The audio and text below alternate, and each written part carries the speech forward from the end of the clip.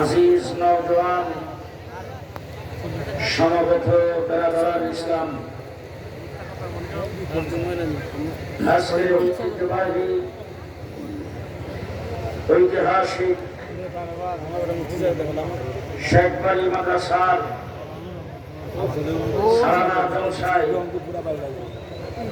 দেশের শীর্ষ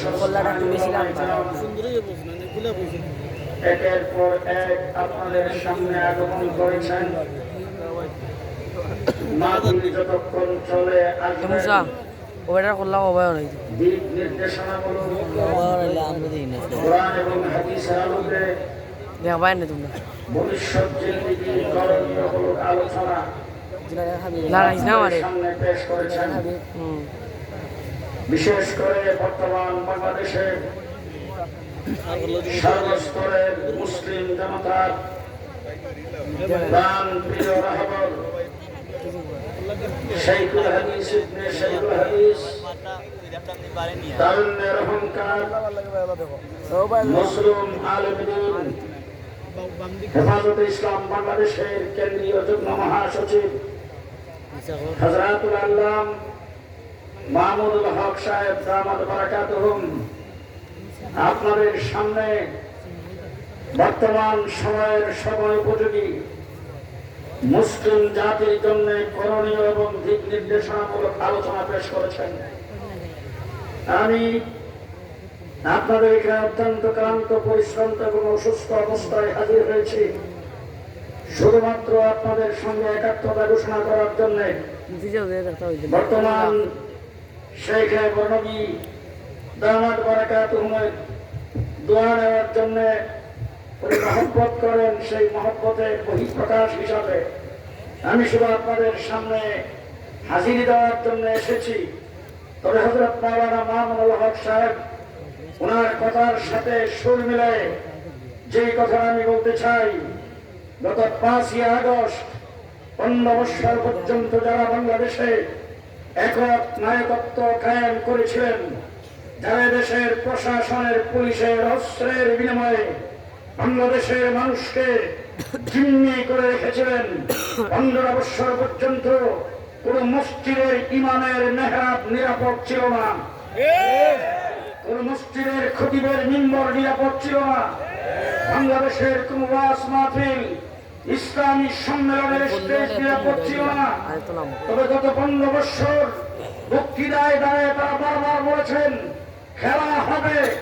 আজকে পরিষ্কার ভাষায় বলতে চাই, 15 বৎসর তোমরা খেলার কথা বলেছ, আমরা একদিনের জন্য খেলার মাঠে নাই। আমরা 15 বৎসর খেলার মাঠে ছিলাম। জেলখানায় যাওয়ার আগে যেই ভাষায়, যেই আওয়াজে কথা বলেছি, জেল থেকে বের হয়েও সেই ভাষায়, সেই আওয়াজে কথা বলেছি। আজকে যখন তোমাদের সাথে পুলিশ নাই, যখন প্রশাসন নাই, পুলিশের অস্ত্র তোমাদের সাথে নাই, আজকে চূড়ান্ত খেলা হবে। তোমরা কোথায়? আজ আসলে কি কত দামে কত চাও একটু দেখাতে চাই। 15 বৎসর পর্যন্ত তোমরা যা করেছ পুলিশ লীগের অস্ত্রের বিনিময়ে করেছ। আজকে প্রমাণ হয়েছে তোমাদের কোন শক্তি নয়। আজকে তোমরা সব ইঁদুরের মতো করতে ভিতরে গেছো। তুলাসি দিয়ে বাড়ি সালাম দিয়ে কোথাও পাওয়া যায় না। কথা কথাই বলতে পারবো না। 1.5 মাস রিমান্ডে ছিলাম, 1.5 মাস রিমান্ডের ভিতরে ডিবি অফিসে প্রত্যেক দিন বাংলাদেশের আকাবের উলামায়ে কেরামের নাম ধরে ধরে আমাকে গালিগালাজ করা হয়েছে, বলা হয়েছে পাকিস্তানি রাজাকার। আলেম উলামায়ে কেরামকে বলছেন পাকিস্তানি রাজাকার। আজকে পরিষ্কার ভাষায় বলতে চাই, একদিনের জন্য পাকিস্তান যাই নাই। লন্ডন গিয়েছি, আমেরিকা গিয়েছি, কানাডায় গিয়েছি, ইউরোপে গিয়েছি, মিডলিস্টের প্রত্যেকটা দেশে গিয়েছি। একদিনের জন্য পাকিস্তানে যাই নাই। পাকিস্তানের সাথে আমাদের কোনো সম্পর্ক নাই, পাকিস্তানের সাথে আমাদের কোনো আত্মীয়তা নাই, পাকিস্তানের সাথে আমাদের কোনো গভীর বন্ধুত্ব নাই।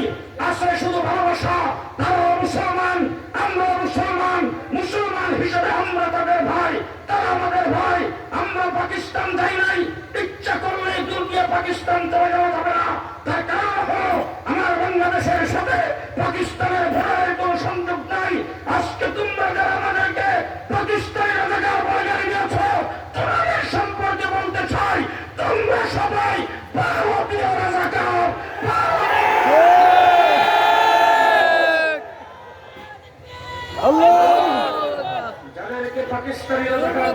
তারা দেশপ্রেমিক,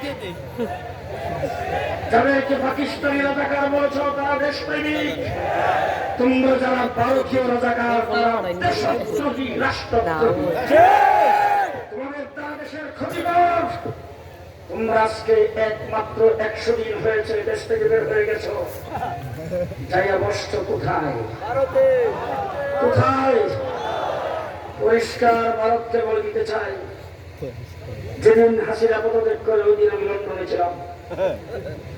লন্ডন তার আপন বোনের ঘরের ভাগ্নি, সেখানকার নির্বাচিত এমপি, ক্যাবিনেট মন্ত্রী। ভাগ্নি নিজে চেষ্টা করেছেন, ভাগ্নির জামায় চেষ্টা করেছেন, ভাগ্না চেষ্টা করেছেন, ওই জায়গাতে থেকে ইন করে নাই, ঢুকতে দেওয়া হয় নাই। কেনারাই চেষ্টা করেছেন, ঢুকতে দেওয়া হয় নাই।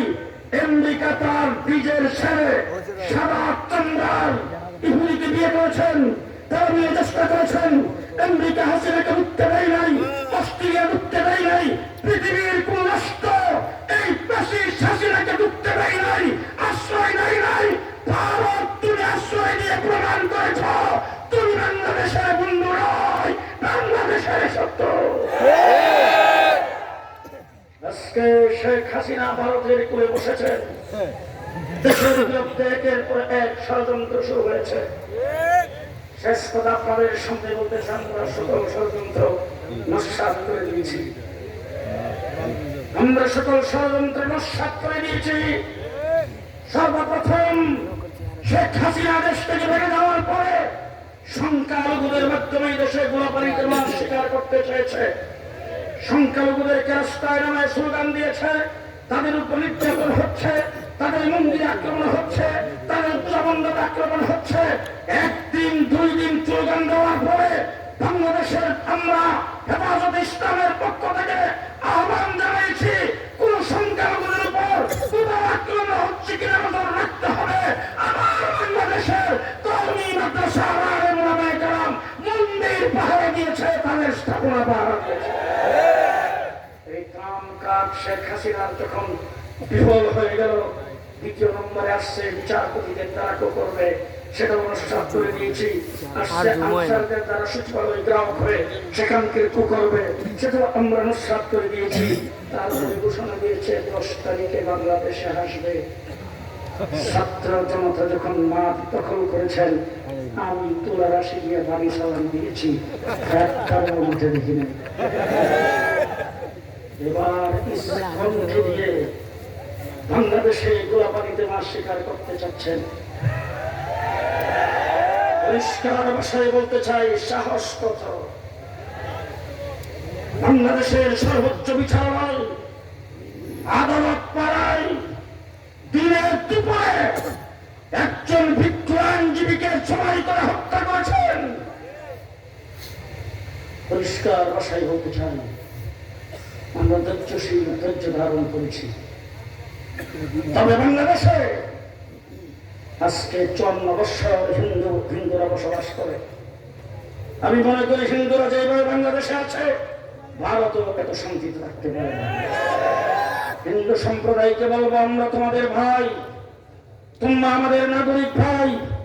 বাংলাদেশে তোমরা পূজা পালন করো, শান্তিতে করতেছো, তোমাদের পূজা মণ্ডপ আছে, ব্যবসা প্রতিষ্ঠান আছে, বাড়িঘর আছে, নির্বাচিত হও, মন্ত্রী হও, এমপি হও, পুলিশ অফিসার হও, প্রধান বিচারপতি পর্যন্ত হয়েছ, তোমরা তোমাদের শিক্ষাগত যোগ্যতা দিয়ে নাগরিক সুবিধা ভোগ করবে, আমাদের কোনো আপত্তি নাই।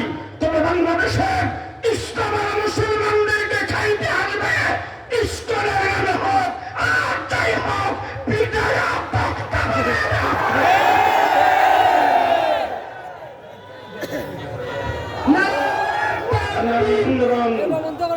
শেষ কথা আপনাদের সামনে বলব, ইসকন নামের উগ্র মৌলবাদী সন্ত্রাসী কোন সংগঠন বাংলাদেশে চলবে না। ইসকন নামের সংগঠনকে বাংলাদেশ থেকে বের করতে হবে, নিষিদ্ধ করতে হবে।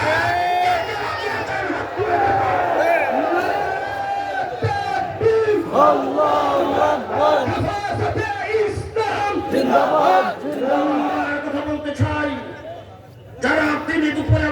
আইনজীবীকে হত্যা করেছে, বাংলাদেশে যারা বর্তমান সময়ে বাংলাদেশে যারা দেশের পরিস্থিতিকে খারাপ করতে চায়, যারা বাংলাদেশটাকে অস্থিতিশীল করতে চায়, তাদেরকে রাষ্ট্রদ্রোহী মামলা দিয়ে বিচারের কাঠগড়ায় দাঁড় করাতে হবে। কে কে রাজি আছেন হাত তুলে দেখান। শেষ কথা আপনাদের সামনে বলতে চাই, 54 বছরের ভিতরে সোনার বাংলা দেখেছি, ঠিক আপনারা দেখেন নাই। সবুজ বাংলা দেখেছি,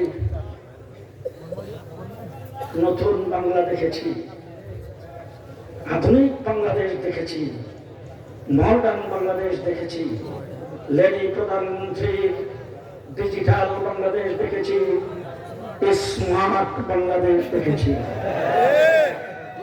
আজকে ছাত্র জনতা আর এমন সকলে মিলে আন্দোলন সংগ্রামের ফলে ধর্মনিরপেক্ষতাবাদের কবর হয়েছে। শেখ হাসিনা লেডিয়ার প্রধানমন্ত্রী পেছনের দরজা দিয়ে ভাবতে বাধ্য হয়েছে। পরিষ্কার ভাষায় বলবো, বাংলাদেশের সামনে নির্বাচন হবে, নির্বাচনে ব্যালট পেপারে নৌকা রাখা থাকতে পারবে না। দুই নম্বর কথা বলতে চাই, বাংলাদেশের মুসলিম জনগোষ্ঠীর স্লোগান হবে না রে তাকবীর।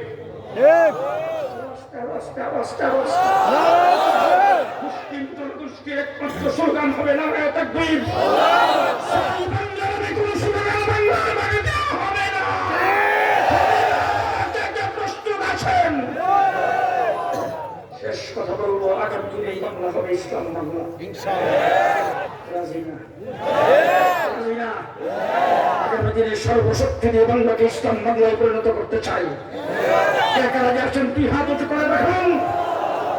মৌলানা মাহমুদুল হক বলেছেন, আমিও শেষবারের মতো আপনাদেরকে বলে যাচ্ছি, যদি প্রয়োজন হয় সংবিধান থেকে সংবিধান নাম স্থাপন করা, ইসলাম বিরোধী সকল আইন ও কানুনের বিরুদ্ধে সংবিধানে পরিষ্কার লেখা থাকবে, ইসলামের বিরুদ্ধে কোনো ব্যক্তি কটূক্তি করলে, ইসলামের বিরুদ্ধে কোনো ব্যক্তি কথা বললে, আমার কোরআন নিয়ে কোনো ব্যক্তি সমালোচনা করলে, আমার নবীর ইজ্জতের উপর কোনো ব্যক্তি আক্রমণ করলে, সর্বোচ্চ শাস্তির আইন, ফাঁসির কাস্টে ঝুলানোর আইন সংবিধানে থাকতে হবে।